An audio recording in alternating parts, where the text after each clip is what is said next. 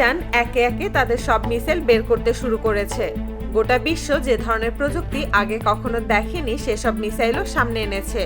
আর সবশেষ ইরান সামনে এনেছে শেরজিল-4 মিসাইল। এটা কোনো সাধারণ মিসাইল না। 4 মাস আগে ইরান শেষ যে বড় মিসাইলটি উড়িয়েছিল তা ছিল শেরজিল মিসাইল। এটি পৃথিবীর সবচেয়ে আধুনিক এবং উন্নত মিসাইলগুলোর একটি। শেরজিল যখন আকাশে উড়েছিল তখন গোটা বিশ্ব অবাক হয়ে গিয়েছিল, কারণ এটি ঘন্টায় প্রায় 14,500 কিলোমিটার বেগে উড়তে পারে। চোখে দেখতে মনে হতো যেন আকাশ থেকে কোনো রকেট ছুটে যাচ্ছে। তবে সবচেয়ে আশ্চর্যের বিষয় হলো এটি সোজা পথে ওড়ে না, নিজের মতো করে বাঁক নিয়ে চলে। ফলে শত্রুপক্ষের জন্য এটিকে ট্র্যাক করা বা আটকানো প্রায় অসম্ভব হয়ে যায়। ইরান তখন এটিকে পরীক্ষামূলকভাবে উড়িয়েছিল, আর তখন থেকেই গোটা বিশ্ব বুঝে গিয়েছিল ইরান আর আগের মতো নেই। কিন্তু মূল আলোচনা শুরু হয়েছে যখন ইরানের দক্ষিণ সীমান্তে এই ধরনের মিসাইল রেডি অবস্থায় দেখতে পাওয়া যায়। এটা দেখে বোঝা যায় এটা কোনো সাধারণ মিসাইল না।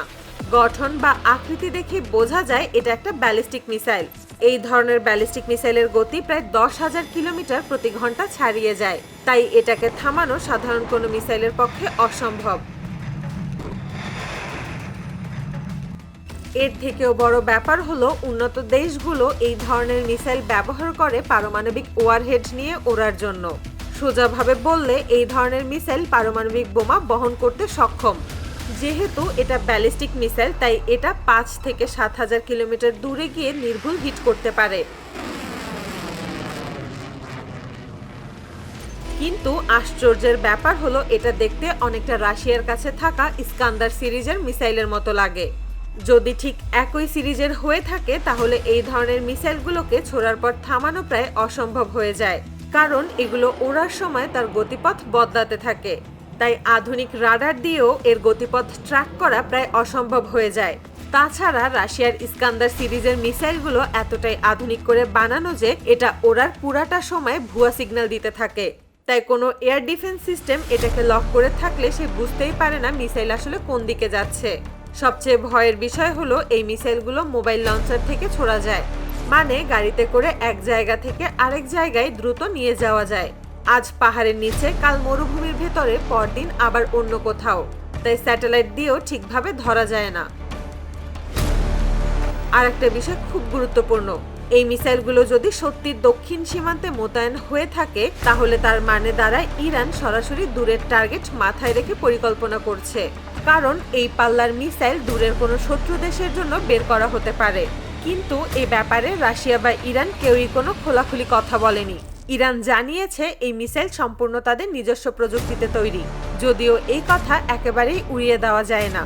কারণ ইরান বহু বছর ধরে মাটির কয়েকশো মিটার নিচে গোপন বাংকারে তাদের মিসাইল প্রোগ্রাম উন্নত করেছে। তাদের কাছে আর কি কি মিসাইল আছে কিংবা তারা আর কি কি সামনে আনতে চলেছে এ ব্যাপারে কোনো তথ্য কারো কাছেই নেই। তবে বিভিন্ন গোপন সূত্রে বলেছে ইরান ইতোমধ্যেই এরকম কয়েকশত মিসাইল বের করেছে। অনেকে মনে করছেন এই মিসাইলের পেছনে রাশিয়ার সামরিক সহযোগিতা থাকতে পারে। মধ্যপ্রাচ্যের বর্তমান পরিস্থিতি এই ধারণাকে আরো শক্তিশালী করে তুলেছে। আর মধ্যপ্রাচ্যের উত্তেজনা পরিস্থিতি মিলিয়ে ইরান বুঝে গেছে যদি কখনো বড় কিছু ঘটে তাহলে ছোটখাটো প্রস্তুতি নিয়ে কোনো লাভ নেই। এই কারণেই বিশ্লেষকদের ধারণা ইরান এখন আর শুধু দেখানোর জন্য মিসাইল বের করছে না, তারা ইচ্ছাকৃতভাবে বিশ্বকে জানিয়ে দিচ্ছে ইরান প্রস্তুত। এই শেরজিল-4 বা উন্নত ব্যালিস্টিক মিসাইলগুলো মূলত ইরান প্রতিরক্ষার জন্য বের করেছে। এগুলো ছোড়ার দরকার নেই, শুধু রেডি অবস্থায় থাকলেই শত্রুপক্ষের মাথায় হাজারবার হিসাব ঘুরতে থাকে। এ কারণেই পশ্চিমা দেশগুলো এখন প্রকাশ্যে খুব বেশি কথা বলছে না, কিন্তু ভেতরে ভেতরে সামরিক বিশ্লেষকরা হিসাব করছে যদি সত্যি ইরান এই স্তরে পৌঁছে যায় তাহলে ভবিষ্যতের বিশ্ব রাজনীতি আর আগের মতো থাকবে না। সব মিলিয়ে একটা বিষয় পরিষ্কার, ইরান শুধু মিসাইল বের করছে না, ইরান একটি বার্তা দিচ্ছে। সেই বার্তাটা খুব সাধারণ, যদি কেউ চাপ দিতে আসে তাহলে জবাবটা হবে এমন যেটা থামানোর মতো সময়ও পাবে না।